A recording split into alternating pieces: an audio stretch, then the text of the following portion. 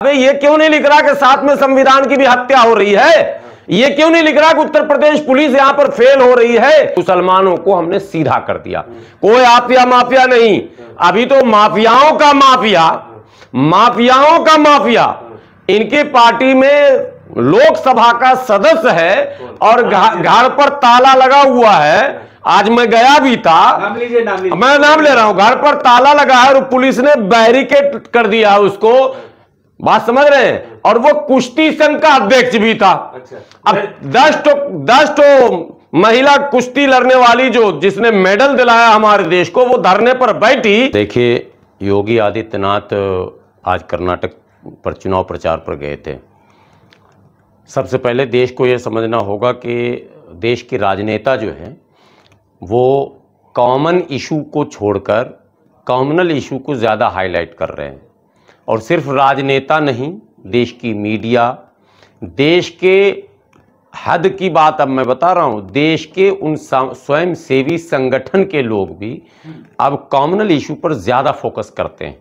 वो जब कुछ ह्यूमैनिटी का काम करेंगे, कुछ चैरिटी करेंगे, तो उसमें भी धर्म का एंगल देंगे। आप चैनल को देखें, जितने चैनल हैं आप उसको खोलें, एक लाइन से हिंदू मुसलमान। अगर थक गया हिंदू मुसलमान से तो हिंदुस्तान पाकिस्तान, उससे थक गया तो मस्जिद मंदिर, उससे थक गया तो गीता कुरान।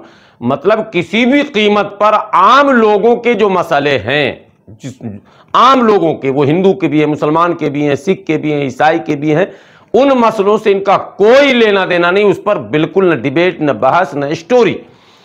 ताज्जुब है इस बात पर कि जो एंकर इस तरह के स्टोरी करता था और जिस चैनल को भारत के आम लोग ये कहकर देखते थे कि भाई ये तो मुद्दे की बात करता, उस चैनल से उस स्टोरी करने वाले एंकर को भी निकाल के बाहर कर दिया गया। न रहेगी बांस और न रहेगा बांस और न बजेगी बांसुरी।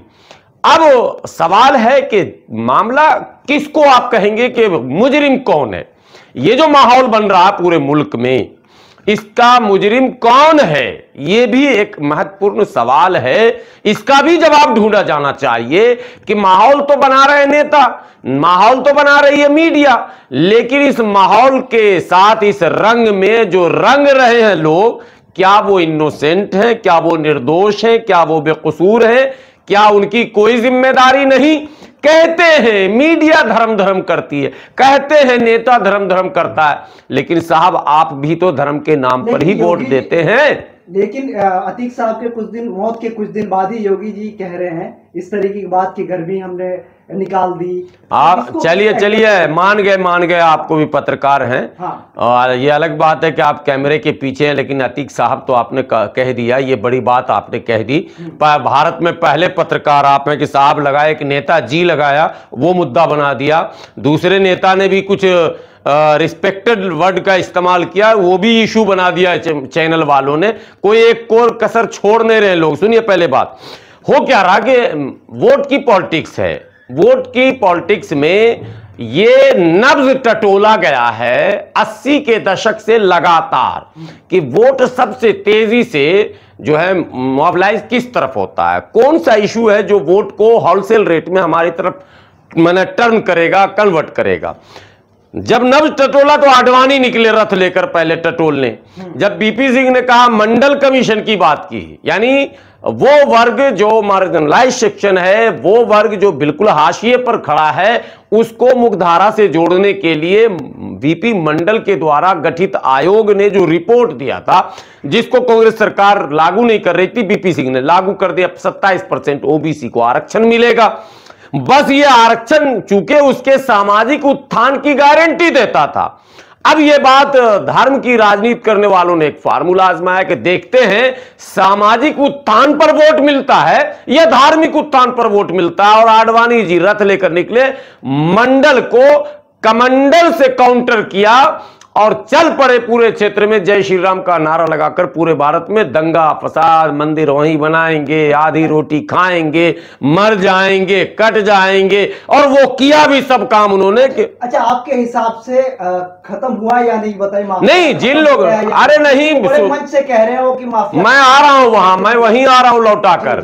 जिन लोगों ने मंदिर के नाम पर वोट दिया, तो आफ्टर इलेक्शन जब परिणाम आया तो ये भारतीय जनता पार्टी को लगा कि इससे अच्छी तो कोई खेती ही नहीं है, जहां बगैर खाद पानी के, बगैर हल जोते, बगैर मेहनत किए सरकार चलाओ और हिंदुत्व का एजेंडा आगे बढ़ाओ। कोई काम करने की जरूरत नहीं, कोई हिसाब लेने वाला नहीं, कोई किताब लेने वाला नहीं, कोई पूछने वाला भी नहीं। जो पूछेगा मैं एक ही बात कहूंगा, हिंदुत्व की जयकार लगाऊंगा और अपना बेड़ा पार करूंगा। ये जो पैटर्न चला, इसको धीरे धीरे ये स्टेबल हुआ। अब योगी जी जैसे लोग जो किसी मठ में पूजा पाठ करते थे, ये महंत थे, ये इनके गुरुजी भी थे महंत अवैधनाथ जी, तो ये योगी जी को लगा यार जब धर्म के नाम पर लोग वोट ले रहे हैं तो फिर गेरुआ वस्त्र वाला क्यों नहीं वोट लेगा। ये भी कूदे और कई नेता गेरुआ वाले कूदे एक साथ, यानी कई महंत और संत मंदिर छोड़कर, मठ छोड़कर राजनीति में कूदे। अब इनके पास एक ही फार्मूला है, हिंदुओं को खुश करना, मुसलमानों को धमकाना, हिंदुओं को खुश करना। उसी फार्मूले का एक हिस्सा यह है जो सवाल आप कर रहे हैं। आप देखिए जरा गौर से, अतीक की हत्या कर दी जाती है। अतीक की हत्या को कोई भी, अभी सुधीर का मैं ट्वीट पढ़ रहा था आज, मैं भी तो कभी कभी टाइम मिलता मुझे, तो लिख रहा अतीक और अशरफ की हो गई हत्या, धारा 144 लागू। कितनी आसानी से लिख दिया। अबे ये क्यों नहीं लिख रहा कि साथ में संविधान की भी हत्या हो रही है? ये क्यों नहीं लिख रहा कि उत्तर प्रदेश पुलिस यहां पर फेल हो रही है? ये क्यों नहीं? उसका क्रेडिट लेना है योगी जी कर्नाटक चुनाव में जाके। अब मैं कर्नाटक चुनाव, निकाय चुनाव, कर्नाटक में योगी जी गए, वहां एक तो इनकी भाषा समझने वाला कोई नहीं है, एक ट्रांसलेटर रहता है, कुछ भी बोल के निकलेंगे, एक ट्रांसलेटर रखा जाता है, उसको ट्रेंड किया जाता है बज़ाब्ता, वो वहां के लोगों को समझाएगा। वहां मैसेज ये दिया जा रहा है योगी जी के द्वारा, ये बिहार भी जाएंगे चुनाव में, ये तमाम जाएंगे, ये यही बता रहे हैं कि मुसलमानों को हमने सीधा कर दिया, कोई आफिया माफिया नहीं। अभी तो माफियाओं का माफिया, माफियाओं का माफिया इनकी पार्टी में लोकसभा का सदस्य है और घर पर ताला लगा हुआ है। आज मैं गया भी था, नाम लीजिए। मैं नाम ले रहा हूं, घर पर ताला लगा है और पुलिस ने बैरिकेड कर दिया उसको, बात समझ रहे हैं, और वो कुश्ती संघ का अध्यक्ष भी था। अब 10 तो महिला कुश्ती लड़ने वाली जो जिसने मेडल दिलाया हमारे देश को, वो धरने पर बैठी, इनकी बोलती अब बंद हो चुकी है।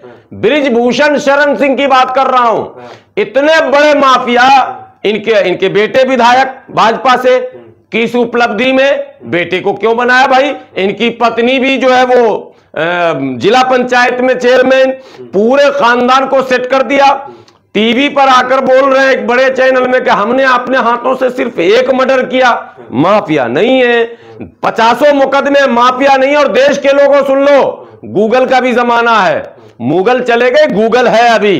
गूगल सर्च करके बृजभूषण शरण सिंह को जरा देखना, दाऊद इब्राहिम के 2 शूटर को, दाऊद इब्राहिम के 2 शूटर जो अरुण गावली की हत्या करने के लिए दाऊद ने डिप्यूट किया था, उन 2 शूटरों को शरण देने वाले बृजभूषण शरण सिंह हैं, इनका नाम आया था उस जमाने में।